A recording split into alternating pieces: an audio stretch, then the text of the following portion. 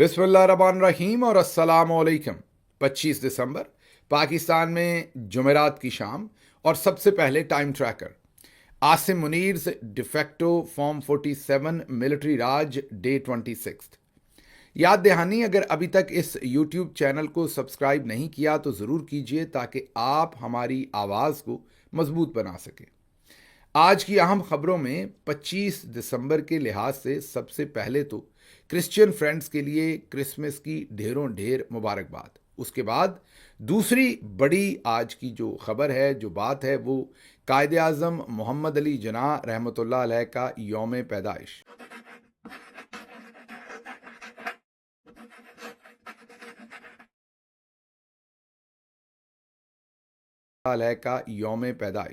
उनका आज 149th यौम पैदाइश है, 149वां।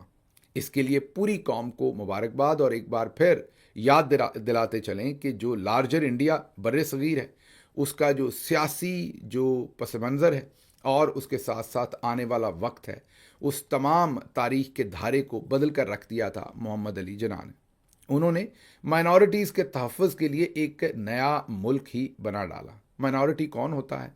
जो कमज़ोर होता है। और मेजॉरिटी कौन होता है? जिसके पास ताकत ज़्यादा होती है, नंबर की वजह से या किसी भी और वजह से ताकत हो तो उसको ज़ाहिर है कुछ और कहेंगे, लेकिन नंबर ज़्यादा होने की वजह से जिसके पास ज़्यादा ताकत होती है वो मेजॉरिटी है। लेकिन आज पाकिस्तान में ना ही माइनॉरिटीज़ उस तरीके से महफूज हैं जैसा वादा कायदे आज़म मोहम्मद अली जिन्ना ने किया था, और ना ही कमज़ोर उस तरीके से महफूज है जैसा वादा उन्होंने किया था। अब किसी के पास ताकत मेजॉरिटी की वजह से हो या डंडे की वजह से हो, दोनों सूरतों में ताकतवर जो है वो कायदे आज़म मोहम्मद अली जिन्ना का जो प्रॉमिस था, जिस प्रॉमिस के ऊपर ये मुल्क मार्ज़ वजूद में आया था और जो एश्योरेंस दी थी उन्होंने अपने हमवतनों को, वो आज उस तरीके से बदकिस्मती से पूरी होती हुई नज़र नहीं आ रही। कायदे आज़म मोहम्मद अली जिन्ना का खिताब स्टाफ कॉलेज कोयटा फ़ौजी अफसरान के साथ जून 14 1948 1948 उन्होंने वहाँ पर खिताब करते हुए कहा, do not forget that armed forces are the servants of the people, you do not make national policy, it is we the civilian who decide these issues, and it is your duty to carry out these tasks with which you are entrusted. ये उनका कहना था। काश इसको याद रखा जाता। बदकिस्मती से ना ही इसे याद रखा गया है, ना ही इस पर अमल किया जा रहा है। पिछले दिनों ही महमूद अचकज़ई कह रहे थे कि कायदे आज़म जिन पर सभी का इत्तफ़ाक़ है और उनकी बात सभी सुनते और मानते हैं, लेकिन बदकिस्मती से हमारे जो मिलिट्री डिक्टेटर हैं वो उनकी बात भी नहीं मानते। ये उनका जो फरमान है, अगर थोड़ा सा आप देखें तो बहुत ही ब्लंट लग रहा है। ऐसा ही है ना, बहुत ही सीधी सीधी बात कह दी कि आपका काम नहीं है, आप अपनी हदूद में रहें। लेकिन शायद उस वक्त लोगों को बहुत ही ज़्यादा सीधी बात लग रही हो, लेकिन आज जब रेट्रोस्पेक्शन में देखते हैं तो आपको अंदाज़ा होता है कि क्यों कायदे आज़म रहमतुल्लाह अलैह ने इतने सीधे अल्फाज में मना किया था कि आपने ये पंगेबाजी नहीं करनी। आपने जो कुछ आज आसिम मुनीर कर रहे हैं या इससे पहले जो मिलिट्री डिक्टेटर्स ने किया, इसको सख्ती से कायदे आज़म मना करके गए थे।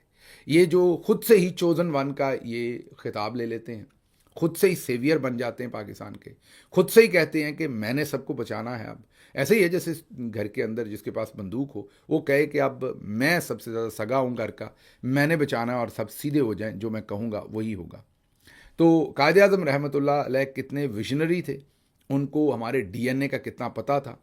उन्होंने कितनी सरजनिश के साथ, कितनी सख्ती के साथ, जैसे कहते हैं दो टोक अल्फाज के अंदर वार्न करके गए थे कि ख़बरदार आप अपनी हदूद में से बाहर निकले, ये आपका काम नहीं है। लेकिन जैसे ही आपको पता है कि थोड़ी सी उनकी तबीयत ख़राब हुई तो जो हमने उनके साथ ट्रीटमेंट किया वो आप सबको याद ही है। जैसे उनके आखिरी पल कराची एयरपोर्ट से निकलते हुए उस एम्बुलेंस के अंदर गुजरे, जो एम्बुलेंस ख़राब थी, हब्स थी, और उनकी बहन कभी अंदर बैठती थी एम्बुलेंस के, कभी बाहर भागती थी, कभी मक्खियाँ उड़ाती थी, और फिर उसके चंद घंटों के बाद ही वो इंतकाल फरमा गए, रहलत फरमा गए, और रेस्ट इज़ द हिस्ट्री।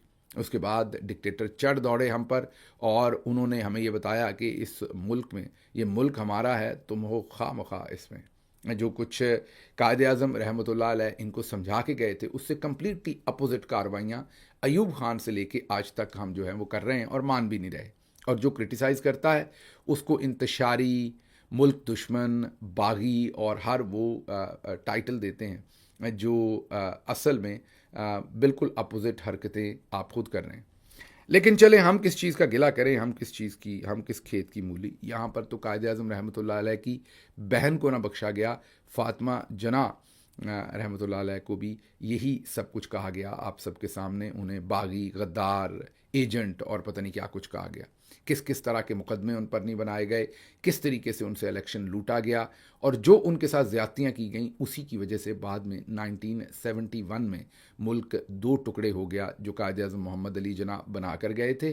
اور ہمیں آج تک جو بتایا جاتا ہے کہ 27ویں رمضان کو بنا تھا اور پاکستان رہتی دنیا تک رہنا ہے اور کوئی اس کو چھیڑ نہیں سکتا، ہاتھ نہیں لگا سکتا. حالانکہ ہم نے خود ہی اپنی غلطیوں سے 27 رمضان المبارک کو بننے والے پاکستان کو دو ٹکڑوں میں 16 دسمبر 1971 کو کروا لیا. اور اس کی جو داغ بیل تھی وہ اس وقت کے ڈکٹیٹر جو ایوب خان ہیں، آرمی چیف تھے جو اس وقت کے، وہ ڈال کر گئے تھے اور ایفیکٹولی انہوں نے تمام نقصان پہنچایا کہ جب تک 1971 آیا. میرا خیال ہے تب ہسٹری، یحییٰ خان نے بھی بہت غلطیاں کیں لیکن بنیاد جو ہے وہ ایوب خان رکھ کے گئے تھے. اب چلتے ہیں ذرا آگے. آئی ایس پی آر نے آج یوم قائد پر نیا ملی نغمہ پیغام قائد جاری کر دیا. اب کاش پیغام قائد میں یہ جو سٹاف کالج کوئٹہ جون 14 1948 کو ان کا پیغام تھا جو اصل میں آپ سے ریلیٹڈ ہے. مطلب اب کسی اور نے اگر پیغام جاری کرنا ہے، فار ایگزامپل اسکاؤٹس نے کرنا ہے اگر کوئی نغمہ جاری، فار ایگزامپل آپ یہ کہہ لیجئے کہ بزنس کمیونٹی نے کوئی نغمہ جاری کرنا ہے، سول سرونٹس نے کرنا ہے، تو وہ پیغام قائد ظاہر ہے وہی شیئر کریں گے نا جو ان کو قائد اعظم نے دیا تھا. اب دوسرا بھی کر سکتے ہیں، لارجر بھی، کام یا کوئی بھی اور ان کا جو بھی پیغام تھے ان کے قائد اعظم رحمۃ اللہ علیہ کے، سبھی کر سکتے. لیکن آپ شروع تو اسی پیغام سے کریں گے نا جو اسپیسیفکلی وہ آپ کے لیے دے کے گئے تھے. آپ اس پیغام کے علاوہ باقی ہر پیغام کی بات کرتے ہیں. تو جو آئی ایس پی آر صاحب کا نغمہ ہے اس میں وہ پیغام نہیں ہے کہ جو ملٹری آفیسرز ہیں ان کا ریاستی پالیسیاں بنانے سے کوئی لینا دینا نہیں ہے. یہ سویلین جو الیکٹڈ قوم کے ریپریزنٹیٹیو ہیں انہوں نے پالیسیاں بنانی ہیں اور آپ کو جو پالیسی دی گئی آپ نے وہ امپلیمنٹ کرنی ہے.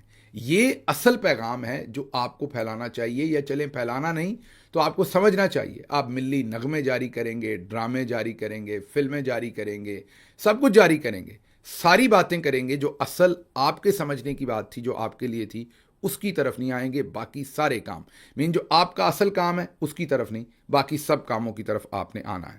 اچھا جی، آج ہی کے دن کہا جاتا ہے کہ نواز شریف صاحب نے زبردستی کی سالگرہ بنائی ہے کیونکہ ان کی سالگرہ کسی اور دن ہوتی ہے. بہت سارے لوگ جو لاہور میں رہنے والے وہ یہ کلیم کرتے ہیں کہ بچپن میں نواز شریف صاحب کسی اور دن سالگرہ مناتے رہے ہیں. اب اس میں کیا حقیقت ہے یہ تو نواز شریف صاحب ہی بتا سکتے ہیں.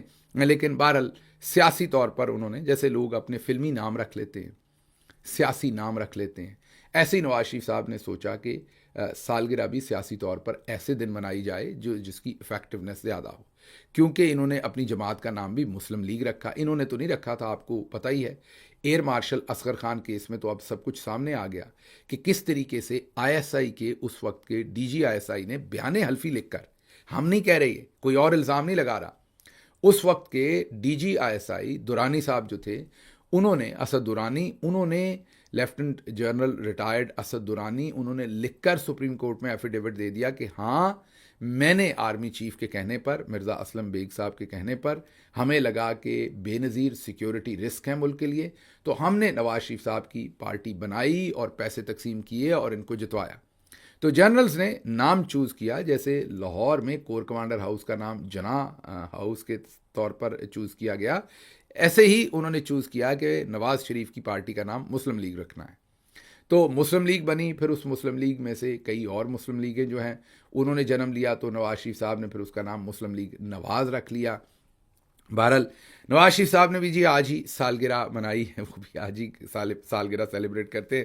وہ قائد اعظم ثانی بھی بننا چاہتے ہیں قوم کے بڑی دیر سے، بڑے سالوں سے، تو اس لیے 25 دسمبر ہی ان کا یوم پیدائش انہوں نے، ظاہر اللہ ان کو لمبی زندگی دے. یوم وفات جو انسان کا ہوتا ہے، کلو نفس ذائقۃ الموت، میں نے بھی جانا ہے، انہوں نے بھی، اللہ ان کو لمبی زندگی دے، لیکن وہ دن تو ان کے اختیار میں نہیں ہے. پیدائش بھی ویسے تو ان کے اختیار میں نہیں تھا لیکن اس کو انہوں نے فورج کر لیا اور بہت سارے لوگ یہ کلیم کرتے ہیں کہ ان کی یوم پیدائش کچھ اور ہے، لیکن انہوں نے جان بوجھ کر 25 دسمبر کو سیلیبریٹ کرنا شروع کی ہوئی ہے۔ اچھا جی، اگلی خبر، متحدہ عرب امارات کے صدر شیخ محمد بن زاید ال نہیان کل پاکستان کا سرکاری دورہ کریں گے۔ اسلام آباد کو بہت زیادہ سجایا گیا ہے۔ دفتر خارجہ کے مطابق وزیر اعظم شہباز شریف نے یو اے ای کے صدر کو دورہ پاکستان کی دعوت دی تھی، اور اس دورے میں صدر آصف علی زرداری، شہباز شریف اور ظاہر فیلڈ مارشل عاصم منیر سے بھی ان کی ملاقات ہوگی۔ لکھا نہیں گیا لیکن پہلے ہی پتہ ہے کہ یہ ہوگا۔ اس موقع پر کل بروز جمعہ اسلام آباد میں تعطیل کا اعلان کیا ہے، اور بہت ہی زیادہ ایک پرتکلف قسم کے ارینجمنٹس کیے گئے ہیں اسلام آباد کے اندر اس دورے کے۔ آگے چلتے ہیں، اگلی خبر بہت ہی انٹرسٹنگ خبر ہے، اس کی اب مزید ڈیٹیلز سامنے آ گئی ہیں۔ خبر تو ہم نے آپ کے سامنے رکھ دی تھی کل، لیکن اب اس کی مزید ڈیٹیلز آئی ہیں تو وہ سامنے رکھنا بھی ضروری ہے۔ اسلام آباد کے لاہور کے اندر ایک آئے سرجن علی زین صاحب، ان کے ساتھ 2 خواتین جو خاتون پولیس افسران ہیں، انہوں نے کیا کیا، اس سے آپ کے رونگٹے کھڑے ہو جائیں گے جس طریقے سے انہیں ٹریٹ کیا۔ تمام اب تفصیل جو ہے وہ سامنے آ چکی ہے، اور وہ تفصیل یہ ہے کہ یہ جو ڈاکٹر علی زین ہیں، ان کے والد محترم بھی آئے سرجن تھے۔ سب سے پہلے تو انہوں نے ایک خاتون کا، یہ بیک گراؤنڈ آپ کو پتا ہے، میں کوئکلی 2 لائنوں میں دے دوں کہ ایک خاتون ان کے پاس آئیں جنہوں نے اپنا آئی سرجری کروانی تھی۔ آئی ریٹنا وائی بلاک میں ان کا کوئی کلینک ہے، وہاں پر ان کو سب کچھ بتایا گیا کہ یہ نتائج آئیں گے، یہ ریکوری پیریڈ ہے، اتنے دن لگیں گے، اور انہوں نے ان کی سرجری کر دی۔ 1.5 لاکھ روپے ان سے وصول کر لیے انہوں نے۔ آپریشن کے 3 دن بعد مریضہ واپس آئیں، انہوں نے آپریشن کو ناکام قرار دے کر ڈاکٹر پر الزام لگایا، گالی گلوچ کی، ان کو دھمکیاں لگائیں اور بتایا کہ تو مینوں جاندا نہیں، پولیس میں کس کس کو جانتی ہوں۔ اس کے بعد مبینہ طور پر S P superintendent of police کی رشتہ دار ہے، یہ لوگ کلیم کر رہے ہیں میڈیا کے اوپر۔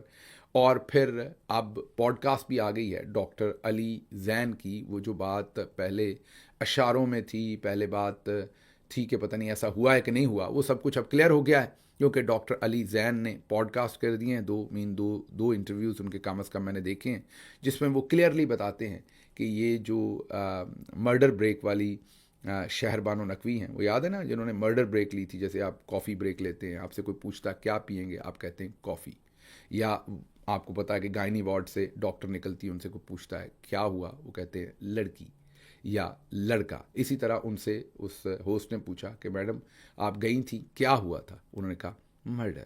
جان سکتے ہو کیا ہوا تھا؟ مرڈر۔ تو وہ جو مرڈر بریک والی ہیں، اور دوسرا آپ کو یاد ہوگا وہ ہیں والی، وہ یاد ہے نا، ہیں، انہوں نے جو ہیں کہا تھا، وہ والی محترمہ کا پتہ چل رہا ہے کہ انہوں نے ڈاکٹر صاحب کو بلایا، ان کو دھمکیاں شمکیاں لگائیں۔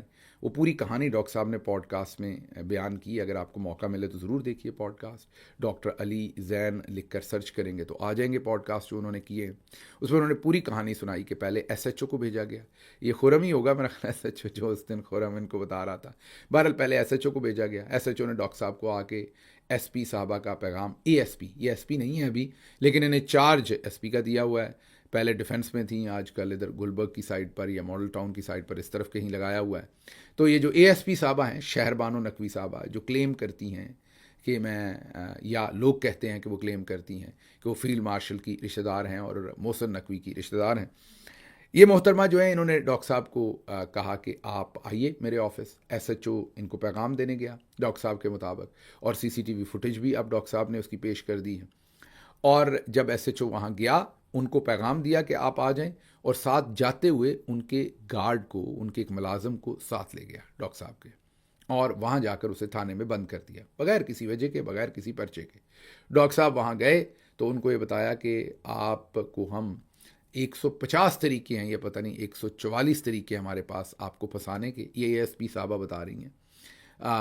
اور ان کو کہا کہ آپ یہ ایگریمنٹ سائن کیجئے اور اس کو پیسے دیجئے۔ انہوں نے کہا کہ میں تو یہ پہلے ہی جب آئی تھیں، انہوں نے شور ڈالا تو میں 1.5 لاکھ روپیہ ان کو دے چکا ہوں، شاید اوپر بھی کچھ پیسے وہ دے چکے تھے اس کے علاوہ بھی۔ انہوں نے کہا نہیں، اس نے اب جانا ہے برطانیہ، وہاں سے علاج کروانا ہے، اور اس کی ٹکٹ اور سارا خرچہ آپ دیں گے، کیونکہ پاکستانی ڈاکٹرز پر اب انہیں اعتماد نہیں رہا۔ اور اگر آپ نہیں دیں گے تو پھر آپ کے ساتھ ہم جو کریں گے وہ آپ دیکھیں گے. 144 طریقے ہیں ہمارے پاس آپ کو پھنسانے کے. ڈاکٹر صاحب ظاہر ہے بیچارے پھنس گئے کیونکہ جیل تو نہیں جانا چاہتے تھے شریف آدمی, اور پھر آگے ڈاکٹر صاحبان جتنے بزی ہوتے ہیں آپ کو پتہ ہے, ان کی ساری اپوائنٹمنٹس, آگے انہوں نے سرجریز کرنی ہے تو وہ تو افورڈ نہیں کر سکتے یہ سب کچھ ویسے ہی. تو انہوں نے ان سے زبردستی انہوں نے ویڈیو بیان بھی ٹیپ کیا اپنی مرضی کا, اس کے بعد ان سے دستخط بھی کروائے ایک کاغذ کے اوپر تھانے میں. حالانکہ ڈاکٹرز کے لیے ایک پورا میڈیکل پروسیجر ہے پاکستان کے اندر کہ اگر کوئی ڈاکٹر غلط پریکٹس کرتا ہے یا وہ کسی بھی قسم کی بیڈ ڈوئنگ کرتا ہے اپنے پروفیشن میں, تو اس کے لیے ایک پورا پروسیس ہے جس میں آپ کمپلین کر سکتے ہیں. وہ میڈیکل کا پورا ایک سیٹ اپ ہے جس کے اندر کوئی چیئرمین ہے, کوئی ڈپٹی چیئرمین ہے, وہ سب لوگ بیٹھتے ہیں اس بورڈ میں یا جو بھی کہنا آپ نے, وہ جو ایک فورم بنا ہوا ہے, اور اس پر ڈاکٹر صاحب کو بھی ایکسپلین کرنا پڑتا ہے کہ کیا ہوا ہے, مریض کی بات بھی سنی جاتی ہے, اور پھر وہ جو اتھارٹی ہے وہ ڈیسائیڈ کرتی ہے کہ اس میں ڈاکٹر کی کتنی غلطی ہے اور اس کے اوپر کیا پینلٹی ڈالی جا سکتی ہے. لیکن یہاں تھانے میں ایک اے ایس پی خود ہی فیصلہ کر رہی ہیں, جج جوری ایگزیکیوشنر بن رہی ہیں اور کہہ رہی ہیں کہ میری اس رشتہ دار کو جو ہے یا جو بھی میرے یہ جاننے والی ہیں ان کو مزید پیسے دیں. ڈاکٹر صاحب سے اب پتہ نہیں ٹوٹل 14 لاکھ یا 24 لاکھ, یہ رقم ابھی کلیئر نہیں ہو رہی کیونکہ ڈفرینٹ لوگ ڈفرینٹ رقم لکھ رہے ہیں, وہ ان سے زبردستی لی جاتی ہے. محترمہ یو کے جاتی ہیں, وہاں پر سٹے کرتی ہیں, اس کا خرچہ بھی ڈاکٹر صاحب دیتے ہیں اور ٹکٹ کا خرچہ بھی ڈاکٹر صاحب دیتے ہیں, اور وہاں سے وہ اپنا ٹریٹمنٹ کروا کر واپس آتی ہیں. اب غالباً 14 یا 24 لاکھ ان سے یہ جو اے ایس پی شہر بانو صاحبہ ہے, ان کا نام اب کلیئرلی انہوں نے لے دیا. اس جو پوڈ کاسٹ میں انٹرویو دیا ڈاکٹر صاحب نے, اس میں کلیئرلی بتا دیا انہوں نے. پہلے تو ان کا نام لوگ لے رہے تھے, لیکن اب تو انہوں نے کلیئرلی بتا دیا کہ یہی تھیں جنہوں نے کیمرے پر زبردستی ان کا ویڈیو بیان بھی لیا اور ان سے دستخط بھی کروائے ایک خالی کاغذ کے اوپر, اور دھمکیاں دے کر ان سے پیسے لیے. اس کے بعد ان سے جان چھوٹی تو ایک بریرہ نامی اور اے ایس پی صاحبہ آ گئیں ینگ. ان کی بھی میں نے ابھی ان کا جب نام شام سرچ کر رہے تھے تو ہمیں تو یہی سامنے آیا, پتہ نہیں اب یہی ہیں یا نہیں ہیں. بہرحال یہ نام ہمارے سامنے, ہم غلط بھی ہو سکتے ہیں, اگر غلط ہوئے تو پلیز کامنٹس میں کریکٹ کر دیجیے گا. یہ نام ہمارے سامنے آیا کیونکہ ان کا پروفائل زیادہ نہیں ہے, ہمیں سمجھ نہیں آئی.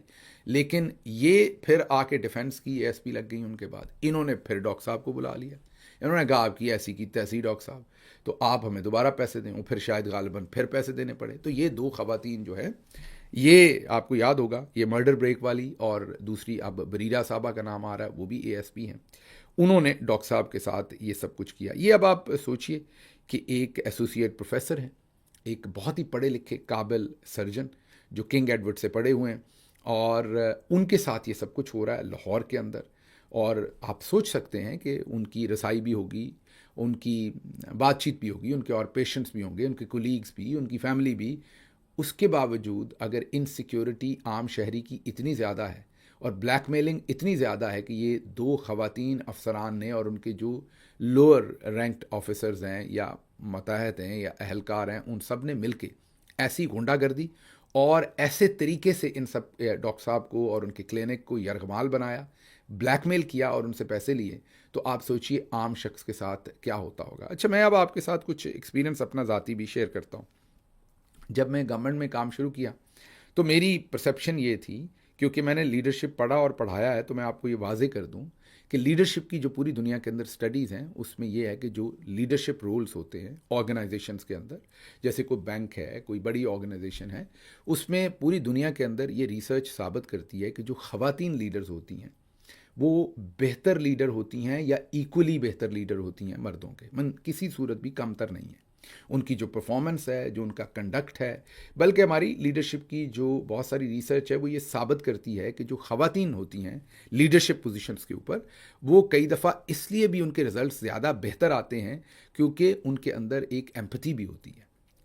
اس ایمپتھی کی وجہ سے جو مردوں کی نسبت کئی دفعہ ان میں زیادہ ہوتی ہے, ایکسیپشنز کوڈ بی دیئر, اس ایمپتھی کی وجہ سے ان کا جو بانڈ ہوتا ہے اپنے کولیگز کے ساتھ وہ زیادہ احترام کا, زیادہ ایک آپ یہ کہیے کہ صلہ رحمی کا, زیادہ ایک امپیتھیٹک ہوتا ہے کنیکشن, جس وجہ سے پوری دنیا کی جو ریسرچ ہے وہ یہ ثابت کرتی ہے لیڈرشپ میں کہ اہم پوزیشنز کے اوپر جو خواتین ہوتی ہیں وہ مردوں سے کسی صورت کم پرفارم نہیں کرتی، بلکہ اکثر اوقات بہتر پرفارم کر جاتی ہیں. تو یہ پہلا میں آپ کے سامنے رکھ دوں کہ یہ میری بائسنس کہہ لیں، یہ میری پرسیپشن تھی جب میں گورنمنٹ کے اس رول میں گیا. اب جب میں گورنمنٹ کے رول میں گیا تو وہاں پر ظاہر ہے خواتین افسران بھی بہت ساری تھیں اور مرد افسران بھی تھے. تو میری پرسیپشن اور میری ایکسپیکٹیشن یہی تھی کہ مرد پولیس والوں کا یا بیوروکریٹس کا تو ہم نے سن ہی رکھا تھا، دیکھ رکھا تھا، ایکسپیرینس کر رکھا تھا کرپشن کے سارے معاملات. تو ایکسپیکٹیشن میری تھی کہ خواتین افسران جو ہیں وہ ایسا نہیں کرتی ہوں گی، اور کچھ تھیں جو بالکل نہیں بھی کرتی تھیں، ایماندار بھی تھیں. اور پھر جو باقیوں کے ہم نے معاملات لوڈ ڈاؤن، ان رپورٹس کو کہتے ہیں ڈاؤن لوڈ نہیں بلکہ لوڈ ڈاؤن کہتے ہیں اسے بیوروکریسی کی زبان میں، ان کے جو لوڈ ڈاؤن آتے تھے، جو ان کی کرپشن کی باتیں آتی تھیں. مرد جو پولیس والے یا بیوروکریٹ ہیں وہ بھی جب رشوت لیتے ہیں تو ایک تو پیسے لیتے ہیں ظاہر ہے، ایک وہ بڑے بڑے مہنگے بیگز لیتے ہیں، ایسے ایسے مہنگے بیگ جن کے نارمل لوگوں کو پتہ بھی نہیں ہوگا. میں سب لوگوں کی بات نہیں کر رہا، میں پاکستان میں رہنے والے نارمل لوگوں کو پتہ بھی نہیں ہوگا، اور وہ بیچارے جن لوگوں سے وہ بیگ لیتے ہیں نا رشوت میں، کئی بزنس مینوں سے کہیں سے، انہیں بھی نہیں پتہ ہوتا. وہ پھر پوچھتے پھرتے ہیں کہ فلانا بیگ لینا ہے جی، کتوں لبے گا؟ اور آپ حیران ہوں گے وہ 50 لاکھ کا بیگ ہوتا ہے، 40 لاکھ کا بیگ ہوتا ہے، 70 لاکھ کا بیگ ہوتا ہے. اور وہ جو بزنس مین ہوتا ہے کئی دفعہ وہ بیچارہ ایف اے پڑھا ہوتا ہے یا میٹرک پڑھا ہوتا ہے، اس کو پتہ بھی نہیں ہوتا، وہ پھر کوئی بندہ ڈھونڈتا ہے اور اس کے تھرو وہ بیگ خرید کے تو وہ بیوروکریٹ صاحب کو دیتا ہے. یہ میں مرد بیوروکریٹس کی بات کر رہا ہوں، خواتین کی نہیں کر رہا ابھی، کیونکہ وہ رشوت میں نے آپ کو بتایا کہ پیسوں میں بھی لی جاتی ہے، لیکن پھر اپنی بیگمات، اپنی گرل فرینڈس کے لیے ڈائمنڈ کی رنگز، جیولری، بیگز، گھڑیاں، رولیکس وغیرہ، یہ سب کچھ بھی لیا جاتا ہے. تو میرا خیال یہ تھا ہمیشہ سے کہ یہ مرد زیادہ کرتے ہوں گے، خواتین ایک میرا مطلب فریش جھونکا ہوگا ہوا کا، اور یہ ڈیفرنٹ ہوگا. لیکن جب گورنمنٹ میں کام کیا تو پتہ چلا کہ ماشاءاللہ برابر ہے، نہ کوئی زیادہ ہے نہ کوئی کم ہے. جو انی مرد افسران ڈالتے ہیں اتنی ہی انی ہماری جو بہنیں ہیں وہ ڈالتی ہیں، کوئی فرق نہیں ہے. اب اس میں یہ نہیں کہہ رہا کہ خواتین زیادہ کرتی ہیں یا خواتین کم کرتی. خواتین کے بارے میں زیادہ اس لیے ہمیں لگتا ہوگا کیونکہ ہماری ایکسپیکٹیشن ان سے زیادہ ہے، لیکن یقین کیجئے برابر کا کام ہے. جس طرح کے گفٹس، جس طرح کی رشوت، جس طرح کی باتیں وہ کرتے ہیں اس طرح کی خواتین بھی. فرق صرف یہ ہوتا ہے کہ مرد کئی دفعہ ذرا بڑے کھوچڑ ہوتے ہیں، وہ رشوت اس طریقے سے لیتے ہیں، بڑے منجے ہوئے طریقے سے انہوں نے رشوت لینی ہوتی، نیویگیٹ کرتے ہیں تو رشوت لے بھی جاتے ہیں اور پتہ بھی نہیں لگنے دیتے. ان کا مسئلہ یہ ہوتا ہے کہ شاید اتنی ابھی اسکل نہیں ہوتی رشوت لینے کی، تو سیدھا ٹھا کر کے بچ جاتی ہیں. اور لیکن رشوت اور کرپشن جو ہے وہ برابر ہے. میں ان دو خواتین کی بات نہیں کر رہا، مجھے ظاہر ہے جو ڈاکٹر صاحب نے کہا وہی سامنے بات آ رہی ہے. میں تو یہ نہیں کہہ رہا کہ ان دونوں افسران نے کوئی رشوت لی ہے یا نہیں لی، کیونکہ میرے سامنے تو کوئی ثبوت نہیں پڑا. میں جنرلی اپنا جو ایکسپیرینس گورنمنٹ میں رہتے ہوئے میرا ہوا، ہر ایک جب میں کہتا ہوں تو میجورٹی آف جو بیوروکریٹس ہیں جن کی تنخواہ لاکھ روپیہ، 2 لاکھ روپے، میکسیمم 2.5 لاکھ روپے، انہوں نے 20، 25، 30 لاکھ کی گھڑی اپنی رسٹ پر باندھی ہوئی ہے. اسی طریقے سے مہنگے بیگ پکڑے ہوئے. ان سے پوچھیں تو وہ کہتی ہیں کہ ہماری فیملی بہت رچ ہے، انہوں نے ہمیں یہ بیگز دی ہیں. لیکن اگر آپ ان کی تصاویر جو ہیں وہ اس پوزیشن سے پہلے کی کہیں سوشل میڈیا پہ دیکھیں تو ایسی کوئی چیز نہیں ہوتی. وہ فیملی تو ظاہر ہے تب بھی رچ ہی تھی، لیکن وہ رچنس جو ہے وہ تب نظر نہیں آتی، نہ گھڑیوں میں، نہ بیگز میں، نہ کپڑوں میں، نہ جوتوں میں. تو یہ انی جو مردوں نے اور عورتوں نے یہ مل کے ڈالی ہوئی ہے پاکستان میں، اس کے اب یہ سامنے تمام کے تمام معاملات آ رہے ہیں. ڈاکٹر صاحب کے ساتھ یہ جو کچھ ہوا ہے وہ افسوسناک ہے، میں یہی کہوں گا. ساتھ ساتھ میری ڈاکٹر صاحب سے ایک ریکویسٹ ہے، ان کے لیے پیغام اگر کوئی پہنچا سکے تو میرا یہ ویڈیو کا حصہ انہیں ضرور پہنچائیے گا. ڈاکٹر صاحب آپ کے ساتھ ہے پوری قوم، ظاہر ہے میں بھی آپ کو سپورٹ کر رہا ہوں، پچھلی دفعہ بھی سپورٹ کیا، ابھی بھی. وجہ کیا ہے؟ وجہ یہ کہ آپ ایک ٹیلنٹڈ آئی سرجن ہیں، لیکن میں نے آپ کے جو دونوں پوڈ کاسٹ دیکھے ان میں ہیوملٹی کی تھوڑی سی کمی ہے. آپ کا بھی معاملہ تھوڑا سا وہی ٹپیکل پاکستانی جو ہمارا سلیوری کا مائنڈ سیٹ ہے. آپ بھی بار بار گریڈ 19 ایسوسیٹ پروفیسر، گریڈ 19 آپ کے لیے اتنا کہنا کافی ہے کہ آپ ایک پروفیسر ہیں اور آپ ایک ڈاکٹر ہیں. فار گاڈ سیک یہ آپ کیا کہہ رہے ہیں؟ گریڈ 19 آپ بھی اے ایس پی صاحبہ ہی بن رہے ہیں، آپ بھی طاقت کا عنصر ہی کہیں سے لا رہے ہیں.